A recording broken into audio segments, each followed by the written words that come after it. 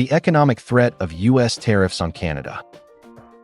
Another round of U.S. tariffs on Canada is just hours away.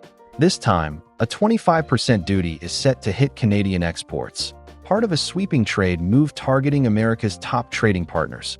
With no room for negotiation, as President Trump puts it, these tariffs could shake key industries, disrupt supply chains, and raise costs for businesses and consumers alike. So, what does this mean for Canada's economy? How will it impact trade, jobs, and investments? In this video, we'll break down the risks and the ripple effects of these new U.S. tariffs. The ongoing uncertainty surrounding U.S. tariffs on Canadian exports has emerged as a critical economic challenge in 2025. Tariff increases could undoubtedly have significant consequences for businesses, jobs, and the overall economy. This episode explores the potential impact of U.S. trade policies on Canada and their broader economic implications. U.S. President Donald Trump says 25% tariffs on Canada to go ahead.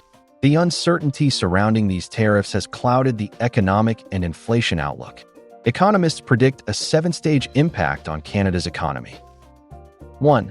Businesses would delay investments and stockpile goods in anticipation of increased costs. 2. The cost of imported goods would rise, affecting both Canadian and U.S. companies due to the interconnected nature of supply chains. 3. Higher input costs would be passed on to consumers, driving up prices. 4. Canada would likely impose retaliatory tariffs on U.S. imports, further straining economic ties. 5. Inflation would temporarily rise but could later subside as economic activity slows. 6. The Bank of Canada might keep interest rates steady or consider lowering them to stimulate economic growth. 7. Disruptions to supply chains would create long-term challenges for industries that rely on cross-border trade. Some industries are more vulnerable than others when it comes to trade restrictions.